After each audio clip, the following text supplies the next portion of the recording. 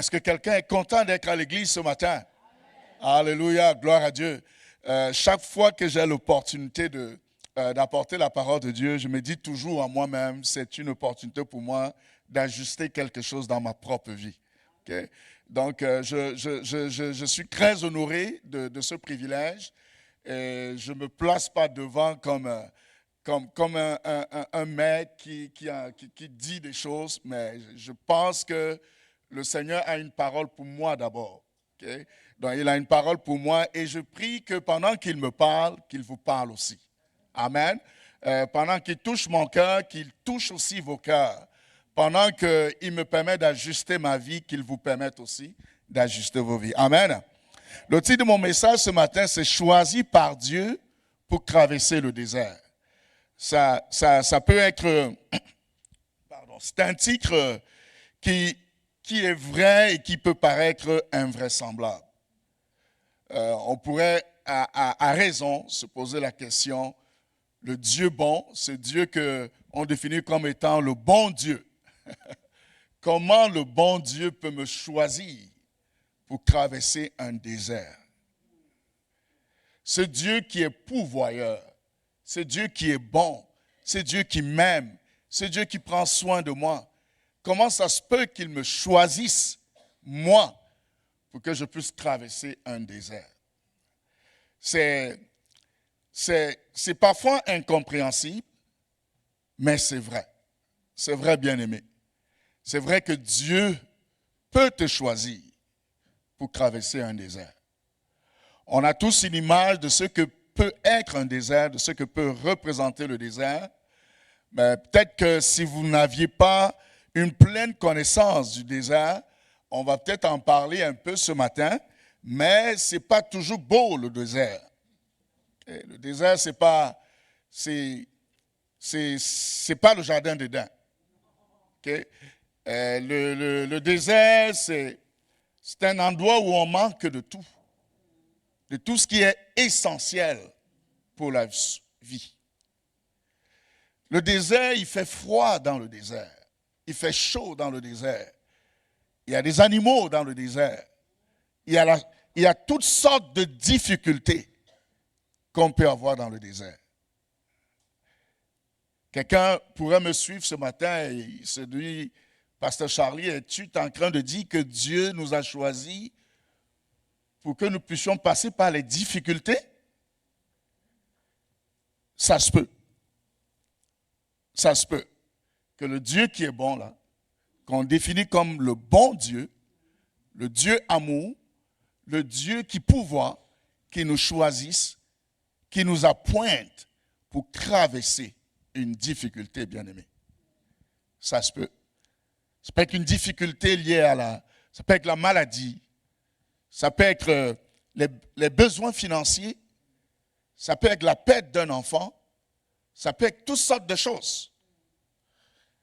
Ça se peut que Dieu nous choisisse pour traverser une difficulté. J'ai été choisi et appelé par Dieu. Cela signifie que Dieu m'a donné quelque chose qui est plus fort que les temps que je traverse.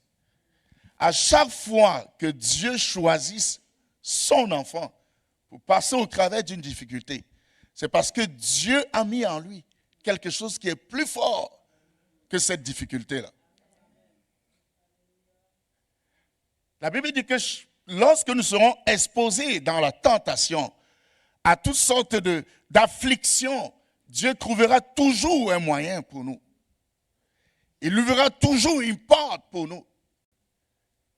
Il sera toujours présent pour nous. Si je passe par quelque chose de douloureux, il y a en moi quelque chose qui est plus fort, plus grand, plus puissant que cette difficulté auquel Dieu m'expose. La seule façon d'accéder à la terre promise pour le peuple d'Israël, c'était de traverser le désert. Il n'y avait pas un autre moyen pour Dieu. Mais Dieu a choisi de faire passer le peuple d'Israël dans le désert. Pourtant, il venait de le délivrer d'une façon puissante de Pharaon. Et il a fait traverser la mer Rouge. Il a frayé un chemin dans la mer pour que Israël puisse passer par là. Mais pourtant, alors qu'il conduit Israël vers la terre promise, il le fait passer par le désert. Alléluia. Jésus dit, vous aurez des tribulations dans le monde, mais prenez courage, j'ai vaincu le monde. Parce qu'en nous, il y a quelque chose de plus fort, bien-aimé. De plus fort. Le texte que nous allons lire ce matin, qui va nous conduire durant tout ce moment d'échange, se trouve dans 1 Pierre chapitre 2, les versets 9 à 10. Alors la Bible dit que vous, au contraire, vous êtes une race élue, un sacerdoce royal, une nation sainte, un peuple acquis, afin que vous annonciez les vertus de celui qui vous a appelé des ténèbres à son admirable lumière. Vous qui autrefois n'étiez pas un peuple et qui maintenant êtes le peuple de Dieu, vous qui n'aviez pas obtenu miséricorde et qui maintenant avez obtenu miséricorde. Moi, j'aime toujours placer des textes dans un contexte. C'est pour ça que je voudrais relire ce passage à partir du verset 1, pour que nous puissions avoir la pleine compréhension. Parce qu'à partir du verset 9, il dit « vous » au contraire. Mais de qui il parle avant? Donc, je voudrais qu'on essaye un peu de relire ensemble. Je ne l'ai pas mis dans le PowerPoint, mais si à la cabine de son, ils peuvent sortir le passage à partir du verset 1 de 1 Pierre 2, ce serait bien. Alors, la Bible dit « rejetant donc toute malice et toute ruse, la dissimulation, l'envie et toute médisance, désirez comme des enfants nouveau-nés, le lait spirituel et pur, afin que par lui, vous croissiez pour le salut. » Je veux revenir sur les mots ont le sens. Rejetant donc toute malice et toute ruse, la dissimulation, l'envie et toute médisance, désirez comme des enfants, nouveau-nés, le lait spirituel et pur, afin que par lui, vous croissiez pour le salut. Il y a un processus de croissance. Nous devons croître pour le salut. Nous devons avancer dans le salut. Nous devons faire des pas dans le salut.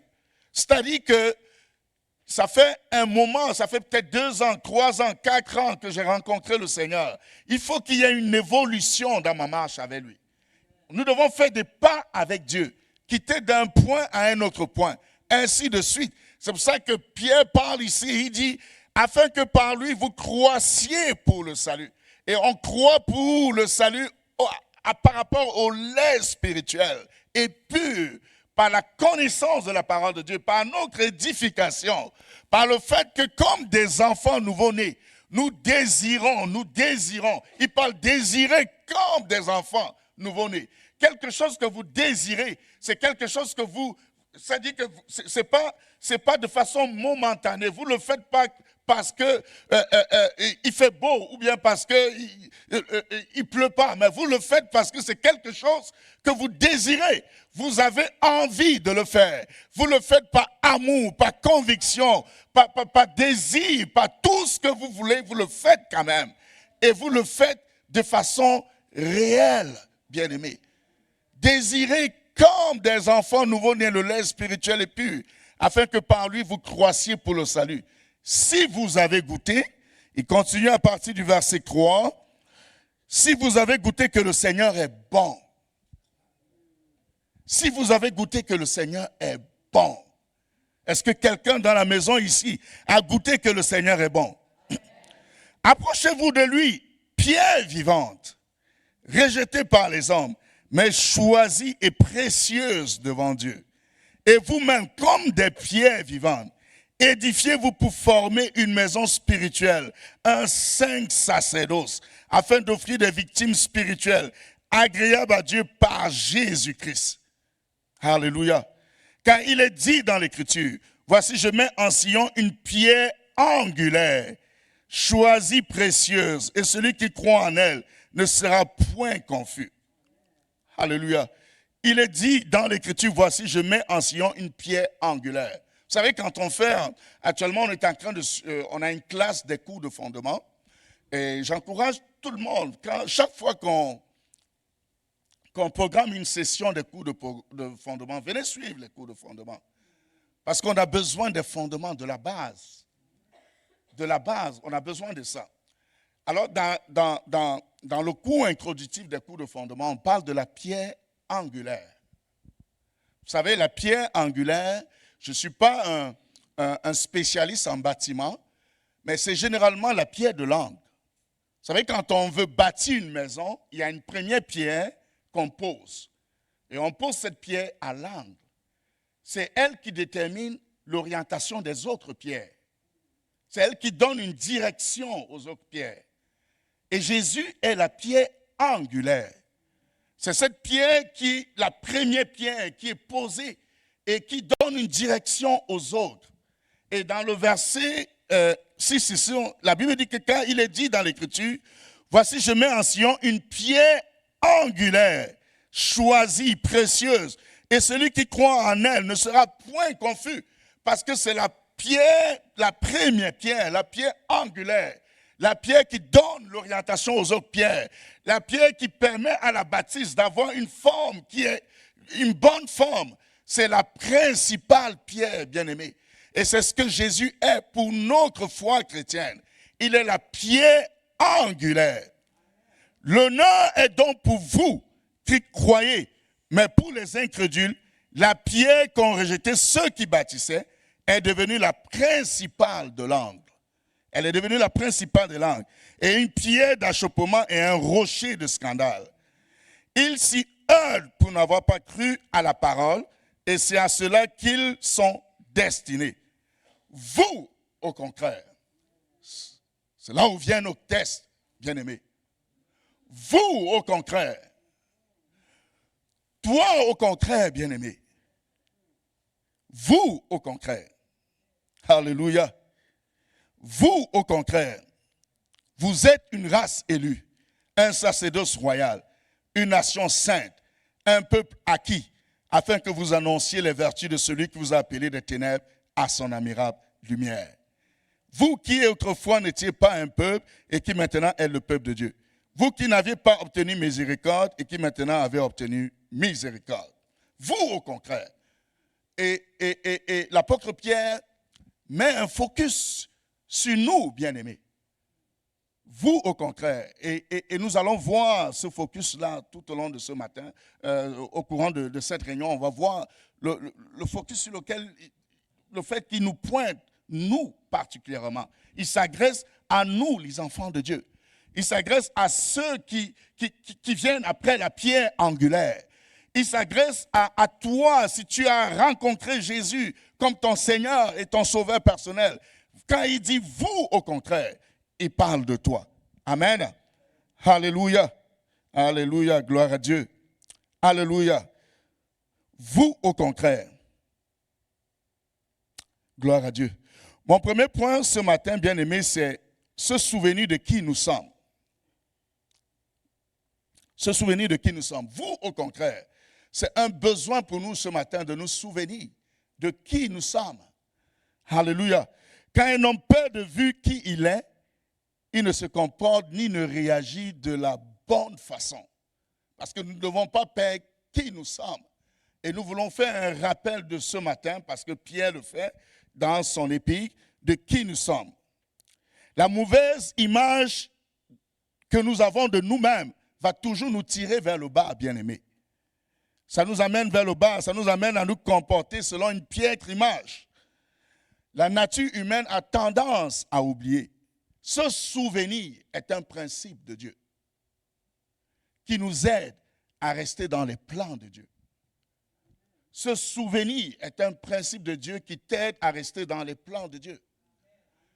Dieu disait au peuple d'Israël, il disait, écrivez sur les linteaux des portes, parce qu'il voulait qu'ils se souviennent. Il disait tout le temps, vous allez raconter à vos enfants et aux enfants de vos enfants, parce qu'il voulait qu'ils se souviennent. Lorsque tu te souviens, ça t'aide à rester dans les plans de Dieu, bien-aimé.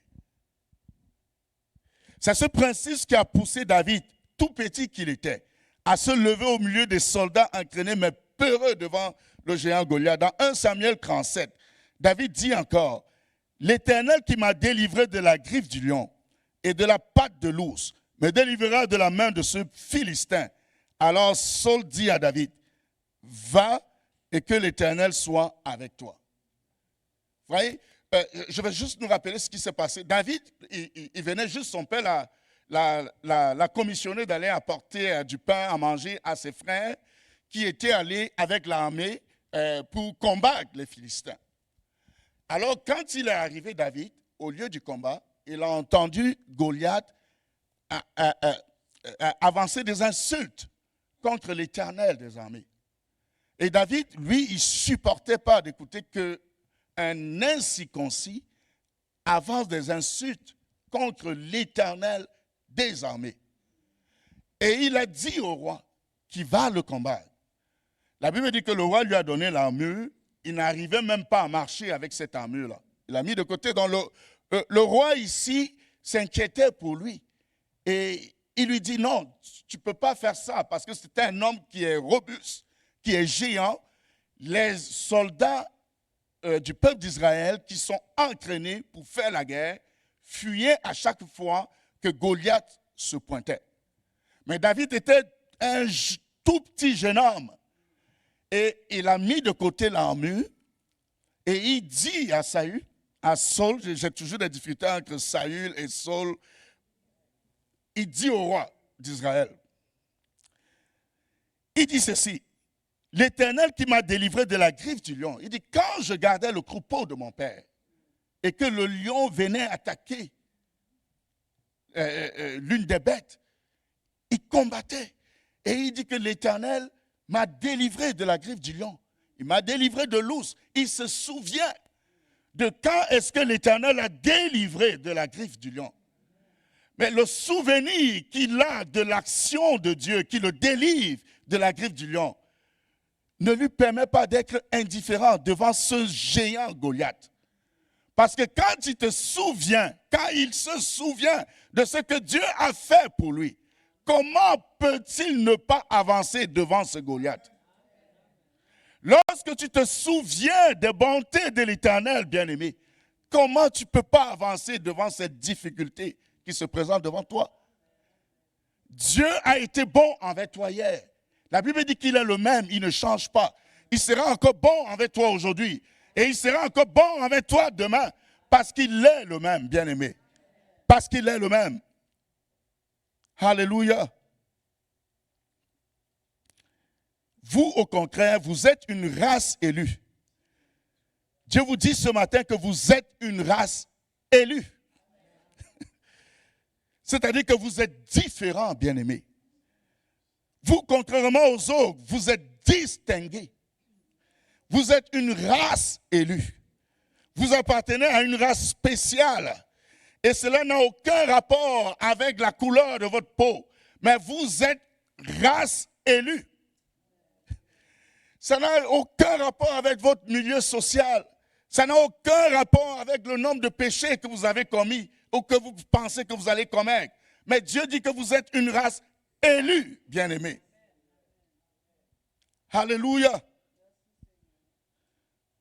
Vous êtes une race élue. Vous avez été choisis par Dieu. Si Dieu n'était pas intéressé à vous, bien-aimés, si Dieu n'était pas intéressé à toi, il ne serait pas venu vers toi. Dieu est venu à toi dans ta laideur, dans ton péché. Il s'est rabaissé à toi. Il est venu te chercher alors que tu étais encore enfui dans ton péché. Dieu t'a choisi. Dieu t'a choisi. Je sais que ça peut paraître très absurde, très difficile pour certains de croire. Comment Dieu peut choisir une femme comme moi? Peut-être c'est ce que tu te poses ce matin. Justement, c'est parce que tu es comme tu es que Dieu t'a choisi, ma soeur. C'est parce que tu es comme tu es qu'il t'a choisi. Alléluia. Jésus disait à ses disciples, ce n'est pas vous qui m'avez choisi, mais moi je vous ai choisi et je vous ai établi. Ce n'est pas toi qui l'as choisi. Il n'y a rien que tu as pu faire, mais c'est lui qui t'a choisi. C'est lui qui t'a choisi. Dans le groupe des disciples, ces personnes, ces premiers disciples que Jésus avait choisis, il y avait toutes sortes d'hommes. Il y avait des illettrés, il y avait des personnes qui étaient éduquées. Il y a même un qui est devenu il y avait des brigands, il y avait toutes sortes d'hommes. Mais Dieu, Jésus les a choisis. Vous savez, David n'a pas demandé à être roi. Le jour même où le prophète est venu chez eux pour choisir le roi, il n'était pas là. Il n'était pas là. Mais Dieu l'a choisi. Dieu l'a choisi pour être le roi d'Israël. Il faut que tu cesses de te considérer ou de te voir au travers de ce que tu as ou de ce que tu manques. Ça n'a pas rapport, bien-aimé. Dieu t'a choisi. Tu es spécial pour Dieu. Tu es spécial pour Dieu. Tu as de la valeur pour Dieu.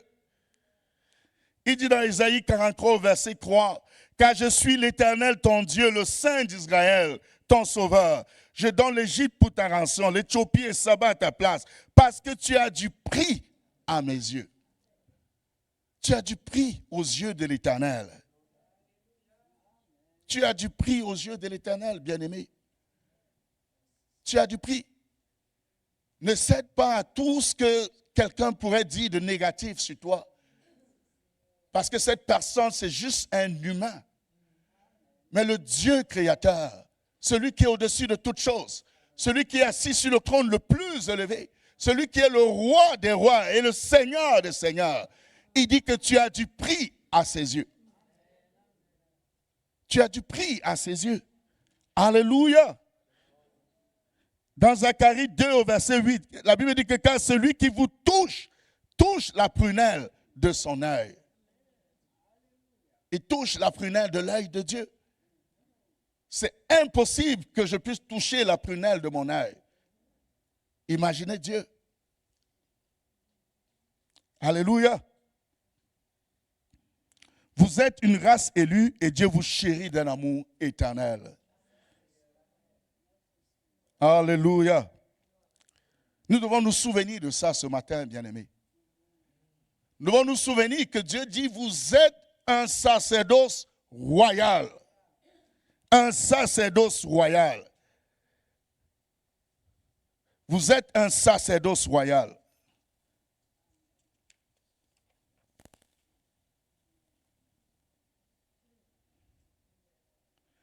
Nous sommes tous appelés à nous tenir dans la maison de Dieu, dans la présence de Dieu. Nous sommes des sacrificateurs. C'était un rang particulier. Quand on parle de sacerdoce, le sacerdoce, c'est l'après-Christ, bien-aimé. Je vais nous expliquer ça ce matin. C'est un rang particulier sur l'Ancienne Alliance. Okay? C'était accessible seulement à une minorité. Être sacrificateur, donc ça a créé avec le sacerdoce. Le sacerdoce, c'est le service du sacrificateur. C'était accessible seulement à une minorité et ce rang est devenu celui de chaque enfant de Dieu aujourd'hui. Le concept de sacerdoce trouve ses racines dans l'Ancien Testament. Dans l'Ancien Israël, le sacerdoce a été institué par Dieu et confié à la tribu de Lévi. Okay? Le sacerdoce, c'est-à-dire l'après-Christ, était quelque chose de réservé seulement à une catégorie de personnes sous l'Ancienne Alliance. Et c'était juste, il y avait des sacrificateurs, c'est eux qui avaient le droit de faire des services dans le temple. Et dans le temple, il y avait le lieu saint dans le temple, et les sacrificateurs y allaient. Et il y avait le lieu très saint, parce qu'il y avait qu'un voile. Un voile un peu comme si on ferme ici, vous voyez un voile. Ici, c'est le lieu saint, mais de l'autre côté du voile, c'était le lieu très saint. Je vous donne le modèle que Dieu a donné à Moïse dans l'Ancienne Alliance.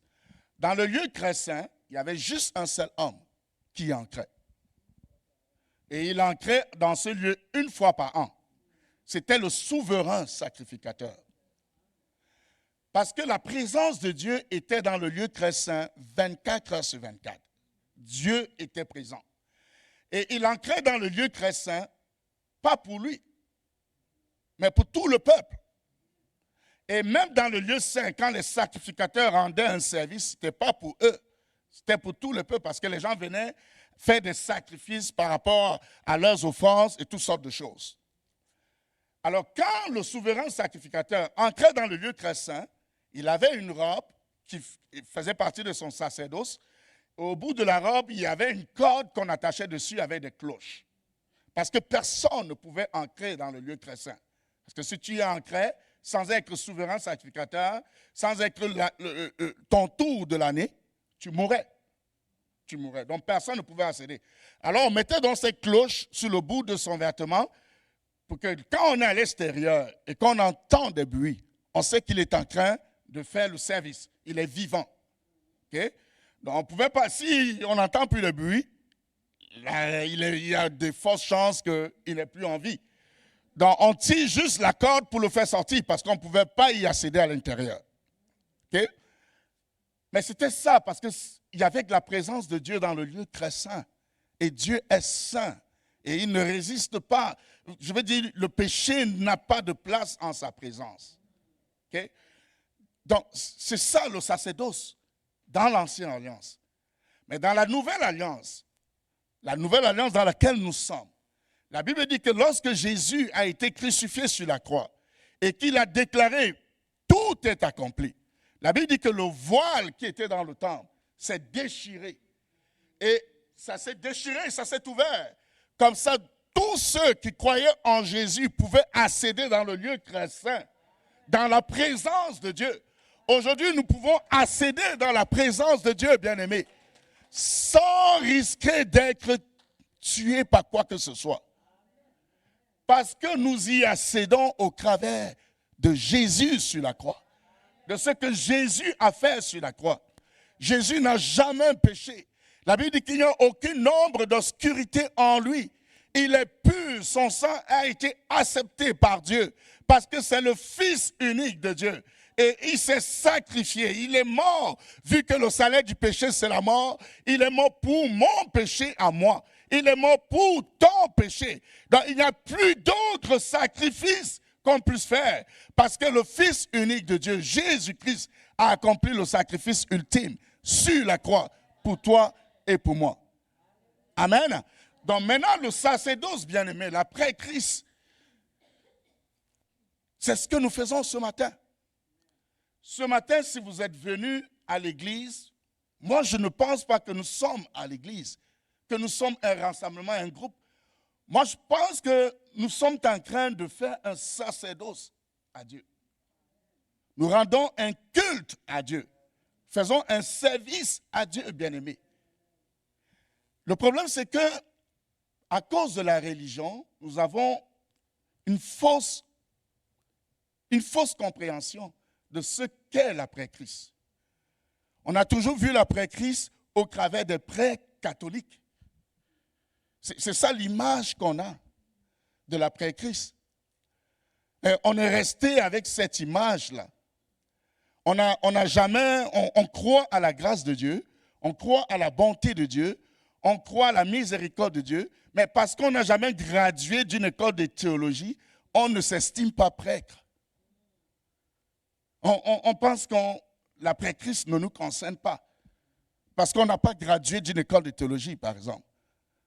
Parce que nous pensons que c'est réservé pour une catégorie de personnes. Si nous croyons en ça, ça veut dire que nous sommes encore dans l'ancienne alliance.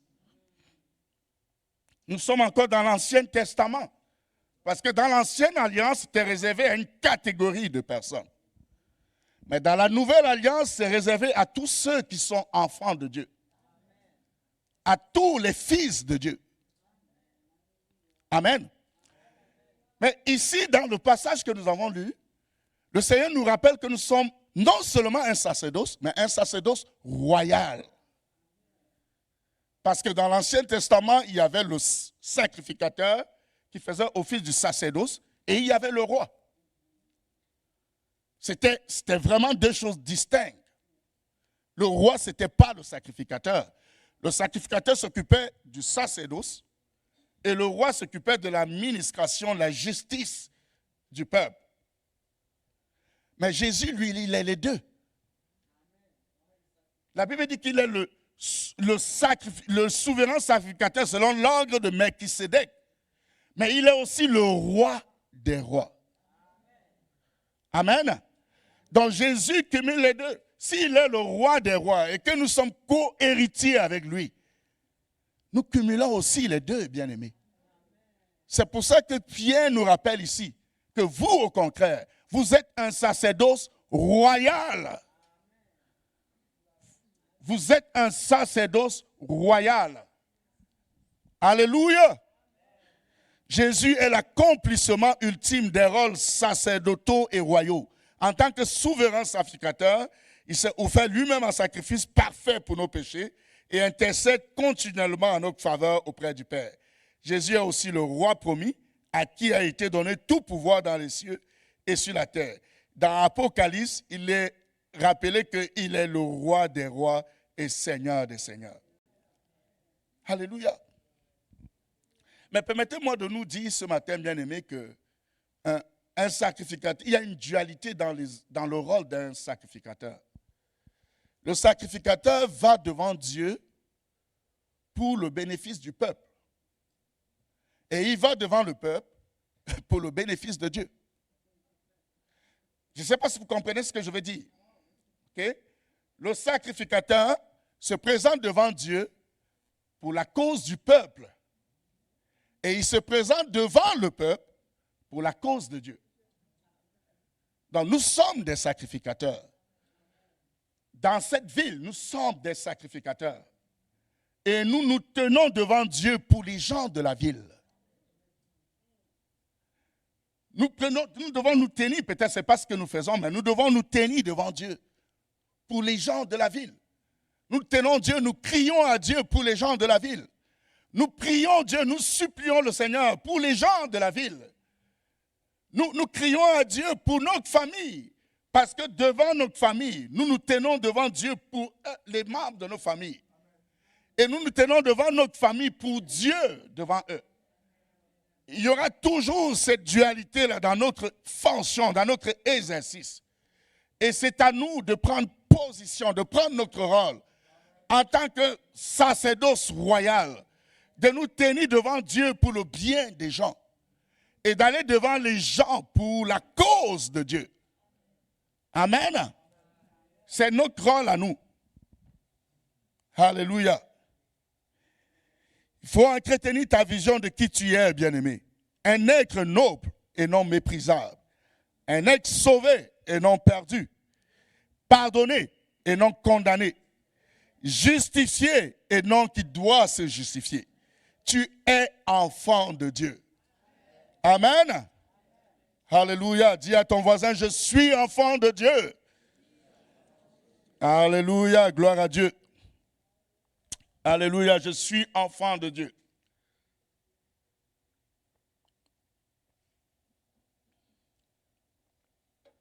Alléluia.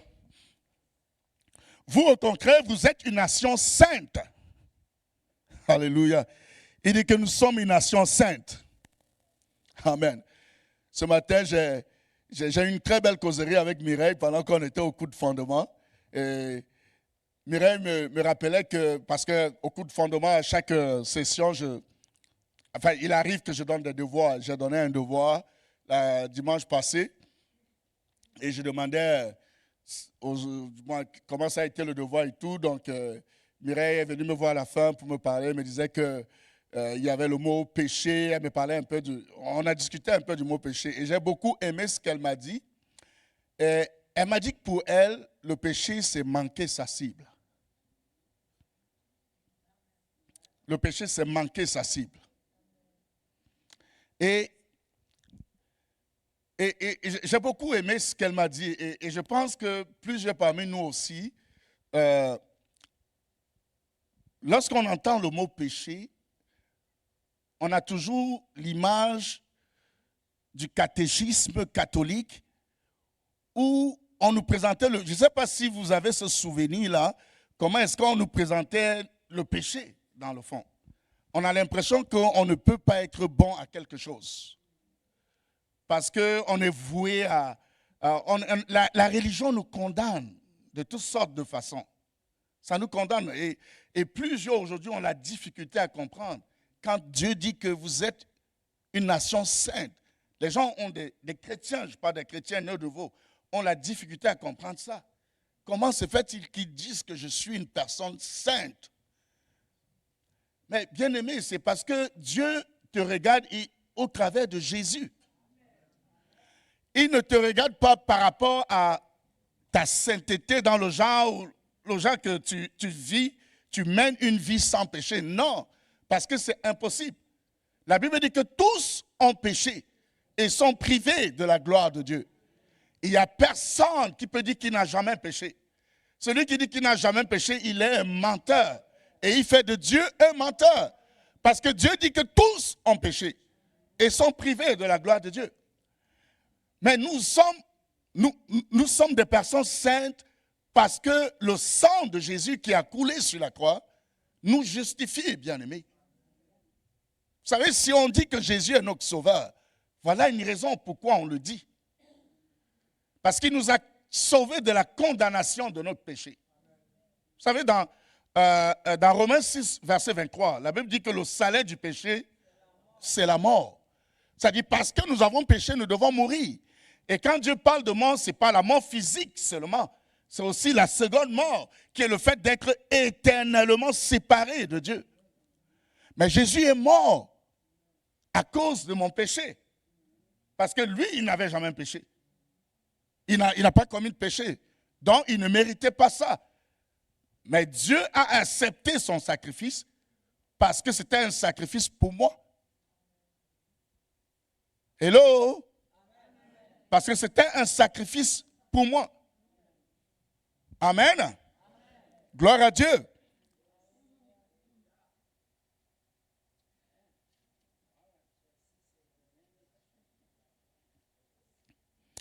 Dans 1 Corinthiens 10, le verset 10 à 11, la Bible dit que ni les voleurs, ni les cupides, ni les ivrognes, ni les outrageux, ni les ravisseurs n'hériteront le royaume de Dieu. Et c'est là ce que vous étiez, quelques-uns de vous. Mais vous avez été lavés. Mais vous avez été sanctifiés. Mais vous avez été justifiés au nom du Seigneur Jésus-Christ et par l'Esprit de notre Dieu. Amen. Vous êtes une nation sainte. Vous êtes une nation sainte. Alléluia. Alors Pierre nous rappelle aussi que vous, au contraire, vous êtes un peuple acquis. Christ a fait tout ce qu'il faut. Christ a payé le prix. Amen. Jésus-Christ a payé le prix. Il a payé le prix. Donc je fais partie du peuple acquis. Du peuple acquis de Dieu. Amen. Gloire à Dieu. On va aller à la deuxième partie de mon message ce matin, c'est traverser le désert. Alléluia. C'était important de nous rappeler ça, bien-aimés. C'était important pour moi de me rappeler ça. De me rappeler que je suis un peuple acquis. Je suis une nation sainte. Un sacerdoce royal. Alléluia. Alors, au verset 10 de notre passage, il dit, vous qui autrefois n'étiez pas un peuple et qui maintenant êtes le peuple de Dieu. Vous qui n'aviez pas obtenu miséricorde et qui maintenant avez obtenu miséricorde. Alléluia. L'apôtre Pierre ici dit que il compare ce que nous étions avant avec ce que nous sommes aujourd'hui. Vous qui autrefois n'étiez pas un peuple et qui maintenant êtes le peuple de Dieu. Voyez-vous, le peuple d'Israël, lorsqu'ils sont quittés d'Égypte, quand Dieu les a délivrés d'Égypte, Dieu avait comme pensée de les amener à Canaan, la terre promise. Mais Dieu les a fait passer par le désert. Parce que Dieu voulait qu'ils arrivent à Canaan étant un peuple pleinement accompli en lui. C'est pour ça qu'il les a fait passer par le désert. Mais ce que je veux dire, c'est que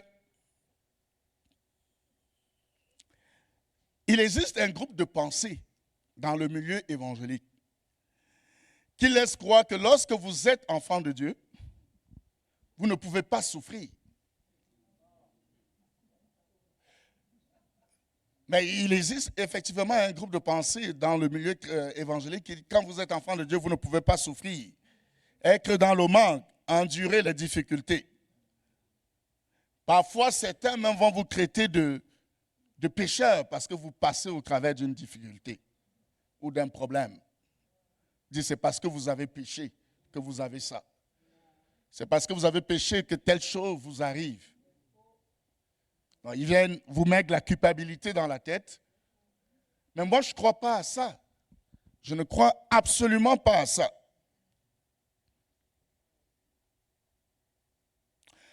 Lorsque Paul dit à Timothée de ne pas continuer à boire juste de l'eau, mais de consommer un peu de vin pour son mal d'estomac et ses fréquentes indispositions, c'est parce que Timothée avait un problème de santé au niveau de son estomac. L'apôtre Paul dit lui-même que j'ai prié Dieu 3 fois pour les chats qui étaient dans ma chair. Mais il m'a dit que ma grâce te suffit. Vous savez, parfois, c'est ce que nous faisons aussi. On vit des situations difficiles, douloureuses. On nous demande comment ça va, on dit ça va bien. On dit ça va bien. On n'est pas capable de dire qu'on vit tel problème. On va se cacher sur le label que ça va bien. Mais Paul dit qu'il a prié 3 fois Dieu de le délivrer de cette écharpe. 3, pas une fois, pas 2 fois, mais 3 fois. Parce que c'est un problème pour lui. Et Dieu lui dit non, ma grâce te suffit. Tu n'as pas besoin que j'enlève ça. Tu as juste besoin de ma grâce. Mais pourquoi Dieu laisse cette écharpe? Il est le maître, il sait pourquoi. Il sait pourquoi, bien-aimé. Alléluia, il sait pourquoi. Si nous cherchons le Dieu pourvoyeur, c'est parce qu'on a un manque. Si nous cherchons le Dieu qui guérit, c'est parce qu'il y a la maladie, bien-aimé, qui peut-être gangrène notre corps. Si nous cherchons Dieu, le prince de paix, c'est parce que nous sommes envahis de pression. Le désert et les souffrances ne déterminent pas ton identité. Si tu passes par un désert, si tu passes par une souffrance, ce n'est pas cette souffrance-là qui détermine ton identité. Ce n'est pas ça.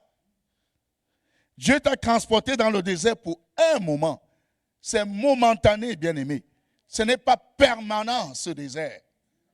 C'est momentané. Cette situation difficile que tu vis, cette douleur que tu supportes, ce n'est pas permanent. C'est juste pour un moment. Ce qui est permanent dans ta vie, bien-aimé, je vais te le dire, ce sont les bontés de l'Éternel. Ça, c'est permanent dans ta vie. Dans Lamentation 3, 22, la Bible dit que les bontés de l'Éternel ne sont pas épuisées. Ses compassions ne sont pas à leur terme. Elles se renouvellent chaque matin. Chaque matin, elles se renouvellent. Que ta fidélité est grande. Les bontés de l'Éternel, ça, c'est permanent dans ta vie. C'est permanent. Mais pas la douleur, pas la difficulté, pas l'épreuve, pas la maladie. Mais les bontés de l'Éternel, c'est permanent. Je suis conscient que oui, en fait, c'est ce que je dis même d'ailleurs, que nous, on peut passer par des souffrances, que Dieu va nous exposer à ça, à des souffrances. Dieu va nous exposer à ça. Les voix qui retentissent dans le désert, lorsque tu es dans le désert, bien qu'il soit un endroit isolé, il y a des voix qui retentissent dans ta tête, bien-aimé. Le genre de voix qui vient te dire que c'est la fin pour toi. Tu vas tout perdre. Tu ne t'en sortiras pas. Ce genre de voix que cette maladie, c'est ta fin. Tu n'es pas assez intelligent ou intelligente. Tu as attendu trop tard. Tu aurais dû commencer plus jeune. Cette maladie est là pour t'emporter. C'est le genre de voix qui vous empêche de croire en la puissance et en la présence de Dieu dans votre vie, bien-aimés. C'est le genre de voix qui vous empêche de voir l'amour et la puissance incomparable de Dieu dans ta vie. Mais si nous avons la foi quand les choses vont bien, il nous faut aussi manifester la foi quand on est dans le désert. Croire que Dieu est là avec nous. C'est tout ce dont on a besoin. Croire qu'il ne nous a pas abandonnés et qu'il ne nous abandonnera jamais. Crois aux promesses de Dieu pour toi. Les promesses de Dieu sont oui et amen. Peu importe le désert que tu traverses en ce moment, ne te laisse pas abattre. par les voix du diable qui retentissent dans ta tête. Ne te laisse pas abattre. Je sais que ça peut être douloureux, ça peut être difficile. Mais je vais te dire, bien-aimé, ne te laisse pas abattre par les voix du diable qui retentissent dans ta tête. Fais confiance en ton Dieu. Il a promis d'être avec toi et il est avec toi au travers de pendant que tu traverses cette difficulté.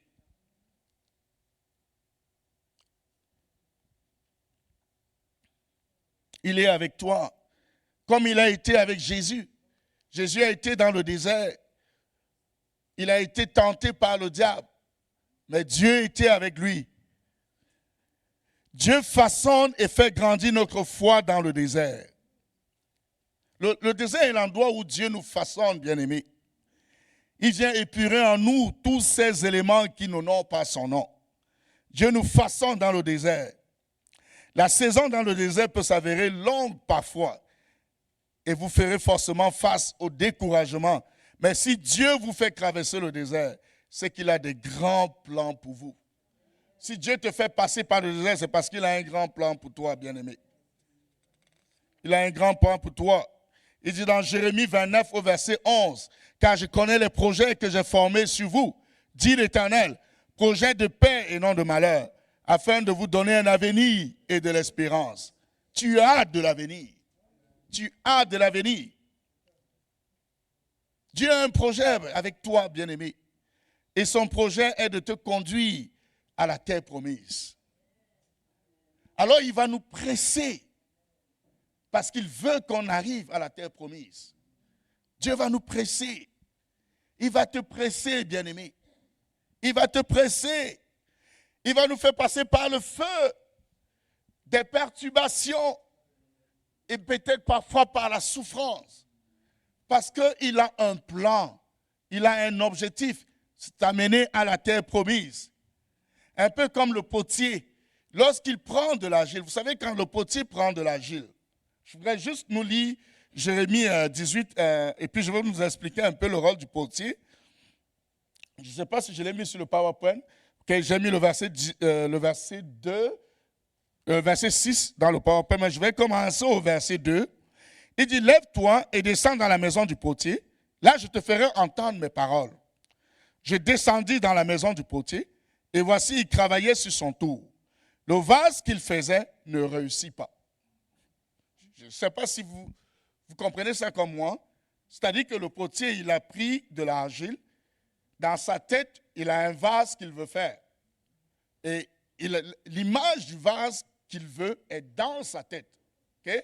Il prend de l'argile, il manipule l'argile, il broie l'argile, il presse l'argile et il fait, ça ne réussit pas. C'est pas ce que lui, il a dans la tête. Alors, il remélange encore une fois de plus l'argile. Je ne sais pas si vous comprenez un peu. Il remélange l'argile, il presse encore l'argile, il recommence jusqu'à ce que l'image qu'il a dans la tête, que ce soit ce qu'il a façonné. C'est ce que Dieu fait avec nous. Parfois, on est dans un recommencement. C'est parce que ce que Dieu veut, qui est dans sa tête pour toi, ce n'est pas ce qu'il a comme résultat. Alors, il reboie encore. Il remélange encore une fois de plus. Il presse encore une fois de plus. Il remue encore une fois de plus. Et il refait. Ce n'est toujours pas l'image qu'il veut. Parce que lui, il a un projet pour toi. Il a quelque chose de spécial pour toi. Mais il ne voit pas ça. Il remélange encore l'argile. Il refaçonne encore. Il refaçonne encore. Jusqu'à ce qu'il obtienne ce qu'il veut. Hello?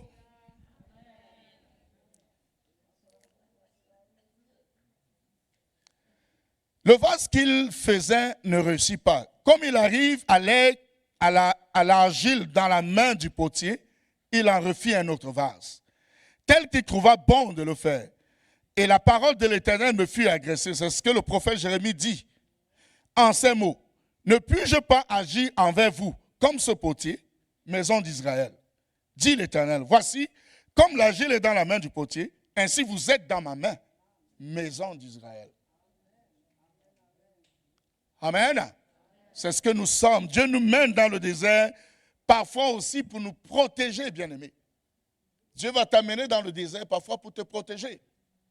Ça va arriver qu'il va faire partie des gens. Ça dit que quelqu'un qui était très proche de toi, mais Dieu va faire en sorte que cette personne parte elle-même. Il va permettre que tu perdes un emploi. Il va permettre que tu vives une douleur. Que tu passes par une maladie. Oui, Dieu va permettre, il peut permettre ça. Mais c'est pour te protéger, bien-aimé. C'est pour te protéger. Vous savez, il était un temps où Pharaon avait émis un ordre que si un enfant mâle parmi les Hébreux naissait, il avait demandé qu'on tue l'enfant mâle. Alors, les parents de Moïse, quand ils ont eu un garçon, un enfant mâle, la Bible dit que c'était arrivé à un moment où ils ne pouvaient plus cacher l'enfant.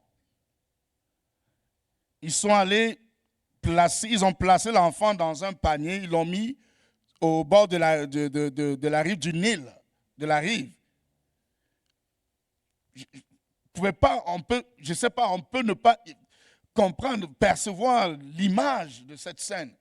Elle est cruelle, bien-aimée. C'est cruel pour une femme de mettre son enfant dans un panier et le placer au bord du fleuve. C'est cruel pour une maman. Mais c'est ce que cette maman a fait parce qu'elle voulait protéger son fils. Mais parce que Dieu aussi avait un plan.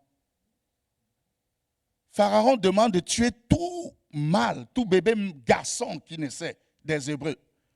Mais pourtant, Moïse a grandi dans sa maison. Je ne sais pas si vous voyez l'image. Parce que Dieu avait un plan, bien-aimé. Dieu avait un plan. Donc, on pourrait être en train de se plaindre de toutes sortes de choses. Mais je nous encourage à faire confiance à Dieu, bien-aimé. Faisons confiance à Dieu. Il a un plan. Il a un plan. Il est le maître. Moïse a grandi dans la maison de Pharaon. Il a été éduqué parmi les élites. Il n'y avait pas une maison plus grande en Égypte que la maison de Pharaon. Il a été éduqué, l'éducation qu'il a eue, c'est la meilleure des éducations. Mais c'était un Hébreu. C'était un Hébreu. Et c'est lui que Dieu a utilisé pour délivrer le peuple d'Israël d'Égypte. C'était ça le plan de Dieu pour lui. Et parce que c'était le plan de Dieu pour lui, ce plan-là est en marche depuis sa naissance. Dieu n'a pas rencontré Moïse seulement au travers du buisson. Mais Dieu l'a vu depuis. La Bible dit qu'avant même que tu ne sois conçu, je te connaissais, j'avais déjà déterminé ta destinée. Et c'est ce que Dieu a fait avec Moïse. Amen.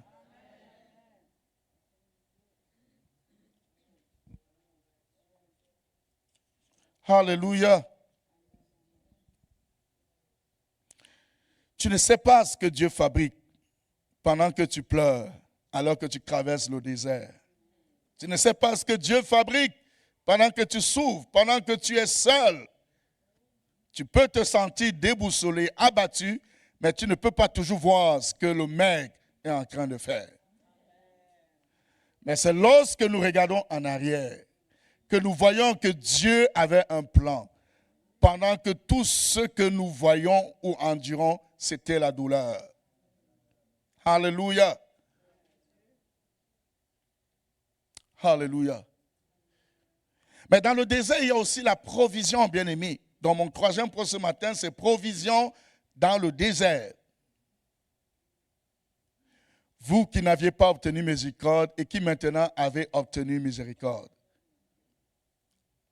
Parce que la miséricorde de Dieu, c'est toujours au travers du processus Donc on quitte d'un point vers un autre. Et dans le désert, Dieu pourvoit pour nous. Dans Ésaïe 43, à partir du verset 18, ne pensez plus aux événements passés et ne considérez plus ce qui est ancien. Voici, je vais faire une chose nouvelle sur le point d'arriver. Ne la connaîtrez-vous pas? Je mettrai un chemin dans le désert et des fleuves dans la solitude. Les bêtes de champ me glorifieront, les chacals et les autruches, parce que j'aurai mis des eaux dans le désert, des fleuves dans la solitude, pour abreuver mon peuple, mon élu. Bien-aimé, Dieu a fait jaillir du rocher dans le désert de l'eau pour abreuver son peuple, le peuple d'Israël, alors qu'il traversait le désert. Dans le désert, Dieu a pourvu à la manne. Dans le désert, dans ce lieu aride, où il n'y a pas d'eau, mais Dieu a fait jaillir de l'eau du rocher. Que Dieu nous aide à voir en lui le Père pourvoyeur. Amen. Qui nous aide à voir en lui le Père pourvoyeur.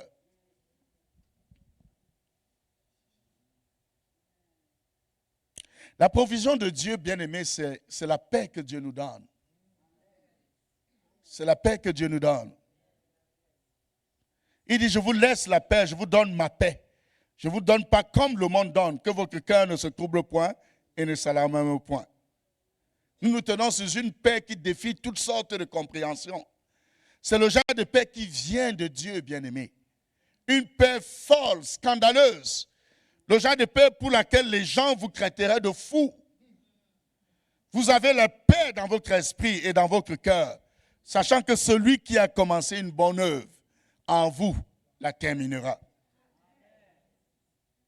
Vous avez la paix que même si vous vivez au milieu d'un monde chaotique, Dieu est avec vous. Il est avec vous et ne vous abandonnera jamais. Et il vous a choisi pour endurer cette épreuve. Alléluia. Je vais inviter les musiciens alors que nous allons au mot de la fin, bien-aimés. Alléluia. Merci Seigneur pour ta paix. Cette paix qui dépasse toute compréhension. Alors que les gens s'attendent à ce que nous soyons aigris. Mais nous restons souriants. Nous restons souriants parce que nous savons qui tu es au milieu de nous.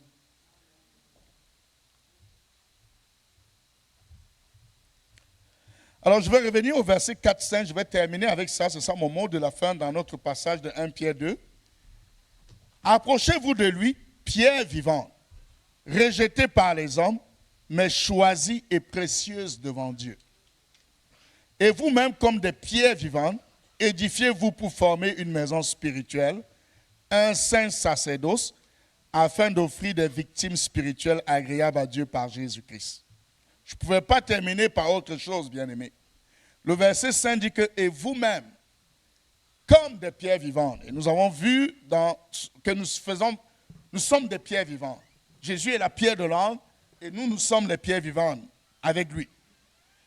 La Bible dit que édifiez-vous pour former une maison spirituelle. Parce que dans une maison spirituelle, on fait un sacerdoce. Donc, il y a une responsabilité qui est la nôtre, de nous édifier. Et je le dirai jamais assez. Lorsque nous venons à l'église le dimanche, et je nous encourage à avoir cette attitude, à venir à l'église pour rendre un service à Dieu, pour faire un sacerdoce, et non à venir à l'église pour écouter Pasteur Jean. Parce que si vous restez dans la logique que Pasteur Jean doit vous nourrir tous les dimanches, vous allez manquer le punch. Vous allez manquer le punch. Ce que Dieu veut, c'est qu'on s'édifie. Qu'on s'édifie. Et cette édification-là vient par la vie de sacerdoce que nous menons. C'est une vie, bien-aimée. Ce n'est pas aller à l'église le dimanche. Aller à l'église est une chose. Mais quand tu vis une relation avec Dieu, tu ne te limites pas à aller à l'église le dimanche. Mais tous les jours, tu as un moment avec lui. Tu médites la parole de Dieu. Tu passes un moment de prière. Vous savez, dans Josué 1:8, Moïse dit à Josué que ce livre de la loi ne s'éloigne point de ta bouche. Médite-le jour et nuit. Ça veut dire tous les jours. Tous les jours, mais je dis le jour et nuit. Donc chaque jour, on doit être en contact avec notre Dieu. On ne peut pas seulement être en contact avec lui le dimanche. Lorsque ce n'est que le dimanche que tu as un moment avec lui, tu manques le punch. Parce que le punch, bien aimé, c'est que tu le rencontres personnellement. Et tu le rencontres dans ta dévotion personnelle avec lui. Dans les moments, quand tu es capable, pendant une journée, de réussir, d'arrêter la télévision, d'arrêter de mettre le téléphone de côté, d'arrêter toutes sortes de choses et de parler à Dieu. Même si c'est juste pour 5 minutes, si tu réussis à le faire tous les jours, tu auras eu le punch, bien-aimé. Tu l'auras eu. Juste réussir à fermer la télé, à mettre le téléphone de côté, à arrêter toutes sortes de choses et avoir un petit moment avec Dieu. Je ne te dis pas de le faire pendant 5 minutes, pendant 30 minutes, pendant 1 heure. Fais-le selon ce que tu penses que tu es capable de faire. Peut-être tu vas le faire le lundi pendant 2 minutes. Peut-être la semaine d'après, parce que tu l'as fait, tu as pris goût, tu as avancé à 15 minutes, ainsi de suite, ainsi de suite. Donc, bien aimé, essaye ça. Essaye ça. Tu verras, tu vas expérimenter Dieu dans une autre dimension. Amen. Alors, comme des pierres vivantes, édifiez-vous pour former une maison spirituelle, un saint sacerdoce afin d'offrir des vétices spirituelles agréables à Dieu par Jésus-Christ. Alléluia. Est-ce qu'on peut juste se lever, bien-aimés, si nous le pouvons? Alléluia.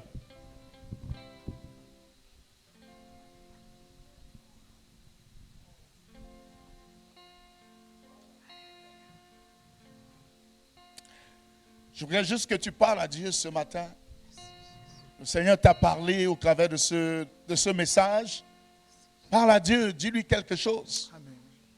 Peut-être que tu as envie juste de te repentir. Peut-être que tu as juste envie de bénir Dieu pour sa présence.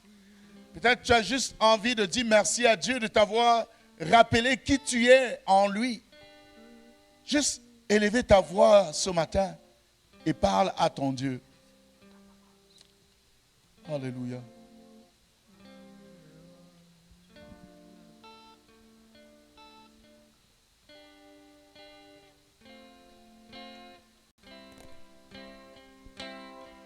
Je viens t'offrir, Seigneur, ce que j'ai de meilleur. Je viens t'offrir ma vie. Oui, à toi, Jésus-Christ. Et même si je suis fragile, et même si c'est difficile, je chanterai gloire à l'Éternel, chanterai louange à son nom, chanterai Dieu, mon essentiel,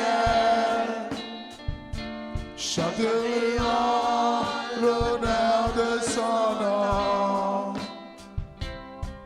Je viens te dire, Seigneur, que tu es mon bonheur. Non, rien ne peut détruire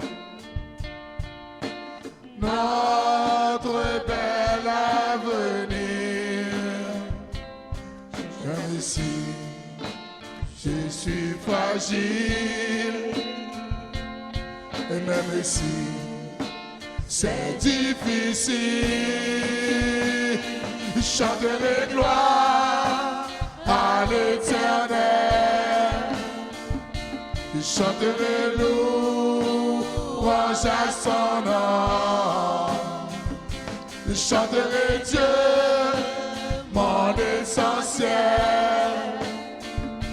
Je chanterai en l'honneur de son nom. Toute ma vie, je redirai que tu as donné ta vie. Toute ma vie, je redirai que tu as payé le prix. Toute ma vie, je redirai que je ne vis que pour lui. Je chanterai gloire à l'Éternel.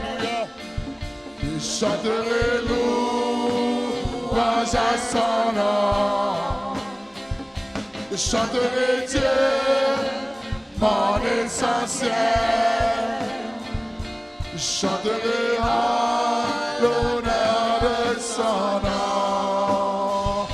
Je chanterai gloire à l'Éternel. Gloire à toi, Je Seigneur. chanterai louange à son nom. Je chanterai Dieu, mon essentiel. Je chanterai en l'honneur de son nom. Alléluia. Gloire à toi, Seigneur. Gloire à ton nom. Sois béni éternellement. Merci pour ta présence dans nos vies. Merci, Seigneur, pour qui tu es. Gloire à ton nom. Gloire à ton nom, Seigneur. Alléluia. Alléluia. Alléluia. Amen. Que le Seigneur nous bénisse, bien-aimés, et que la grâce et la bonté de l'Éternel soient avec chacun de nous. Bon dimanche. Amen. C'est pourquoi dans sa grâce, Jésus m'attend.